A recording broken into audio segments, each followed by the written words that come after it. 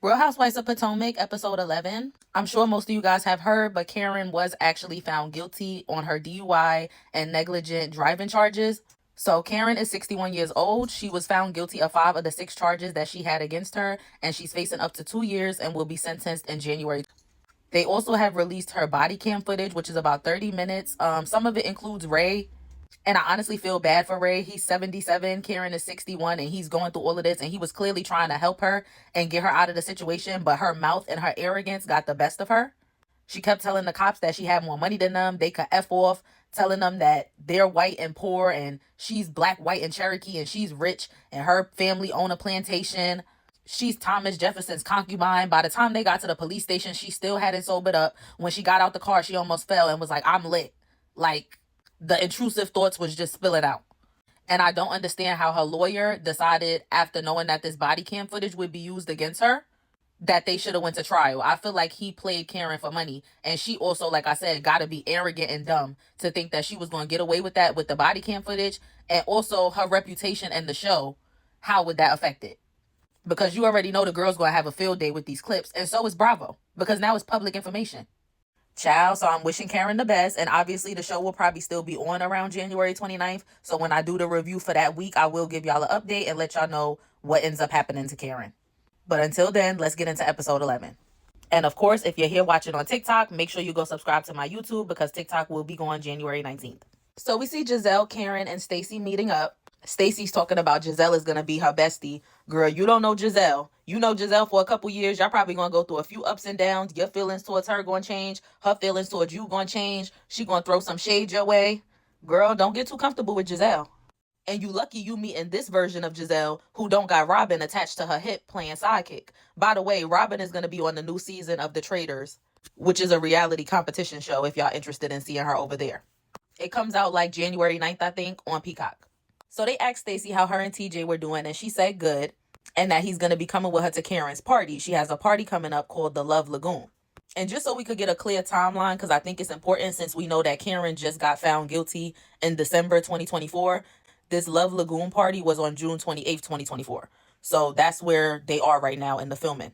But Karen basically said it's just a party to celebrate love, and they showed that she has done this before back in 2022.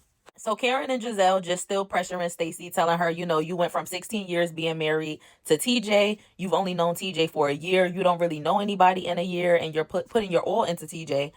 Basically, I feel like you need to try other guys and compare and contrast. But, Giselle had to put it frankly and said, I think you need to try other Ds.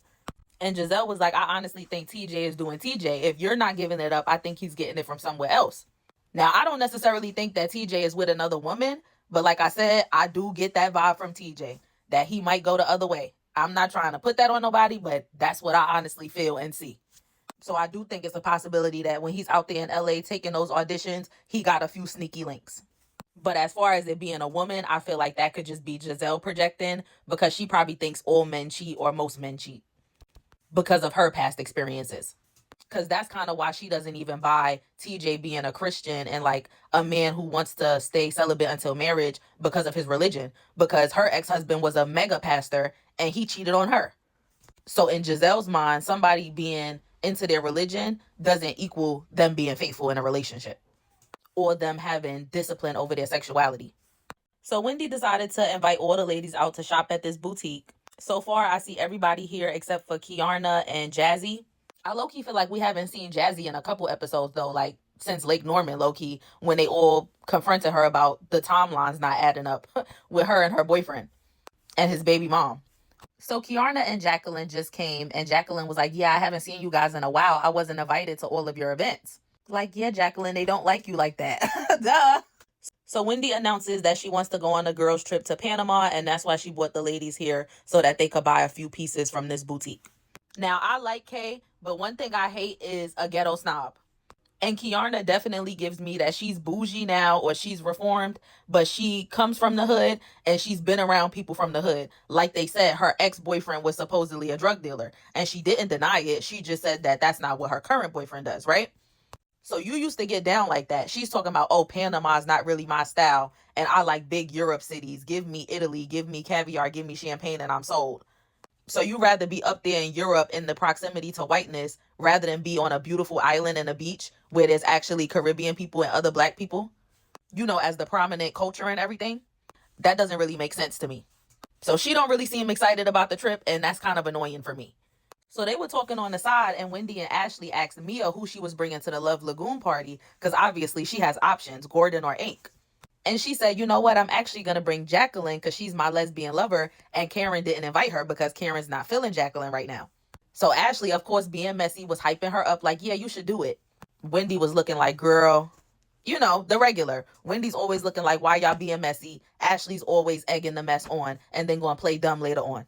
Mia asked Karen if she could bring Jacqueline and said that Gordon and Ink both couldn't make it, and Karen said no. So Mia said, okay, fine, I'll come solo. I don't want to get kicked out of any more parties. And Karen said, okay, don't try me. So Mia went to tell Jacqueline, like, Karen said you can't come to her house. I can't bring you as my plus one. Stacy walked right away and said, oh, let me go shop. Let me mind my business. Yeah, because the girls are getting messy. See, and this is why I said what I said about Kay. So now we see her sitting down with her boyfriend and her brother, and she's talking about going to Panama. And she was like, I thought Panama was right outside of Florida. And her boyfriend had to tell her, like, there's a Panama City in Florida, but you guys are going to the country. Like, it's an island. It's in Central America. Mind you, Wendy said we're headed to Central America when she announced the trip. So now I understand why she said it wasn't really her vibe, because she thought they were just going to Florida. But it's like, girl, how old are you? So then she was just telling them how the trip's theme is liberation because they have 3 divorces in the group. Giselle's becoming an empty nester and Wendy's just turned 40. So her boyfriend Greg was like, dang, 3 divorces because it's Mia, Ashley, and Stacy. And he was like, I hope it's not because of the show. And Kay said he's not really 100% on board with being on television. But honestly, Stacy just got on the show, so her divorce has nothing to do with the show. And then I don't necessarily think Mia's divorce has anything to do with the show, because I feel like Mia's situation was already messy. And Mia's the one who's filing and wants out of that relationship. So I think that would have happened regardless. But I do think that Ashley's divorce could be blamed on the show because Michael was so embarrassed. And he also embarrassed Ashley so bad that I think even if she wanted to stay, she had to leave because she couldn't look weak and just stay with this guy that's literally getting exposed for basically going the other way. But Kay basically said that she doesn't really feel supported by him, and it doesn't really make her feel good, that she feels like he doesn't really want her to be on the show or support her being on the show. But it low-key doesn't seem like Kay is happy. Like in her confessional, she's saying she just feels like they value different things. She values adoration and intimacy. He values respect and order and like her cooking for him every day and things like that. And she basically said, where's the fun? Like the relationship is not feeling fun to her anymore. Kay's brother asked them if they were having baby fever, and they both said no. Like, we just need to master this whole settling in with living together thing before we even think about a kid. So they both are struggling with the transition, but that could just be a temporary thing and hopefully not a long-term like unhappiness or feeling. Okay, so now we see Stacy eating with her aunt, and even her aunt was telling her, you need to not drag this divorce out because y'all been separated for almost a year. And that's a long time to not get none. I don't even know if I could last that long, honey. So her aunt is even telling her, like, honey, hurry this process up so you could get out there and see what's out there since you've been locked down for 16 years. So her aunt asked her, okay, well, are you dating anybody? And she told her, I met someone. He's my best friend right now. So she said, okay, where did you meet him? What's his name? Tell me more. So she told her aunt, I met him at work. And her aunt was like, oh, is that the cutie pie who was working on the set? And I asked you who was the new guy. And she was like, yeah.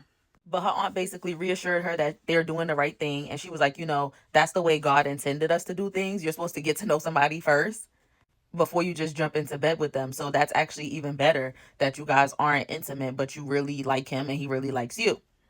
So now we see Giselle on a date with Nams, who she met at the speed dating that her and Ashley did. So she said Nams decided to take her dancing, and if he knew her a little better, he would know that she can't do this. They show all the old clips of Giselle trying to dance. Y'all know Giselle can't dance. Giselle talking about she like her men a little rough around the edges. I don't think Nams ever did any jail time. Girl, what? And first of all, if you want somebody rough around the edges, you want the one that is rough around the edges but never did any jail time, because that means they got something up here to avoid going to jail. So now we see everybody get into Karen's Love Lagoon party. I'm messy because why the first thing came in my mind was, damn, I kind of wish Robin and Juan was here because I know Karen would have asked all the questions to get all the tea. Karen hired these mermaids to swim around her pool for the party child. I need to know how much they got paid to swim around all day. Call me, Karen. So Giselle, Ashley, Josh, and Nams are on their way to the Love Lagoon. And Giselle is like, I don't really know Nams that well, similar to how Ashley doesn't really know Josh that well, but we still bought them because we basically told Karen if we met a man that we think we were going to see again before the party, that we would bring them. But like they didn't want to scare them off because obviously there's going to be love games at this party and stuff. So they basically was just letting them know like it's no pressure. We just here to have a good time. It's not that serious for us because we don't know each other that well. So Stacy and TJ showed up. Mia showed up by herself. So everybody arrives, including Jazzy. So we do finally see her again. She comes with her boyfriend or fiance. Wendy threw a little shade at Karen in her confessional and basically said that when she walked into the party, she felt like imitation is the best form of flattery because her party was 3 weeks ago. And she basically felt like Karen used like the same color scheme and decor as she did. Now, Karen really knows Giselle well because as soon as she met Namza, she said, I think he's very nice and he's very attractive, but I don't think he'll last a second with Giselle because he's too nice for her. And Giselle literally said, I feel like I need my man to be rough around the edges and to be a little mean to me when they were on the date. When Ashley came in with Josh, Wendy said, is that Jack Harlow? She said, where did this middle school Jack Harlow come from? So they sit down to play the first love game and Mia gonna say to Giselle, oh yeah, this is my first time seeing you with a man. Yeah, and this is our first time seeing you without two. So Karen has this box and you randomly pull out a question and everybody has to answer it. So Karen pulls out the first question and it's starting off very crazy. Do you think your partner has ever cheated on you? So Ray and Karen both answered the question and said that they don't think that they've ever cheated on each other. And when Ray answered it, everybody was looking crazy. And Giselle was like, Karen really trying to act like she never cheated on Ray. No, ma'am. We didn't forget about Blue Eyes. So Stacy went to answer the question and she was like, well, I don't think TJ's doing anything. But the other day, Giselle and Karen basically said that when you're in LA, you're probably doing your own thing. And Giselle was like, well, you guys aren't even a couple, so that doesn't apply. Basically, you didn't have to answer the question because you're not in a relationship here. Just like Ashley and Josh aren't going to answer the question and Giselle and Nams aren't going to answer the question because they've never been in a relationship to have cheated on each other. And TJ basically was like, I'm going to have to agree with Giselle. Now, does that mean he actually is doing his own thing in LA and he's just letting it be known, hey, we're not in a relationship, so I don't have to answer that? Or is he just saying we're not in a relationship, but I'm not doing nothing in LA? So Karen and Ashley jump up like, damn, Skippy, are y'all friends or what? So she basically asked him again, flat out, are you sleeping with anyone in LA? He says, oh, my Bugs Bunny on my bed. Giselle said, I don't think that was a good answer either. And Giselle basically said, me and some of the other ladies did tell her that she should try some other things. She should meet some other guys, but it wasn't anything against you. And TJ basically said, I understand. The same thing he already told Stacy to her face. I get that you've been with somebody for 16 years and you might need to see other people and stuff, but just know that if you do, I'm not going to lock myself down to you either. So then when we got to Jazzy and her boyfriend, he said he don't think Jazzy's ever cheated on him. But she said, I honestly do feel like you have cheated on me. I just don't have any proof. Eddie and Wendy both said no, they don't think they've ever cheated on each other. And Kay and Greg both said no, they don't think they've ever cheated on each other. So when it came to Mia answering the question, she said, well, I'm just going to stick to Gordon since that's who I'm still legally married to. And the answer is no. And everybody was looking confused because we know that they do three-ways and stuff.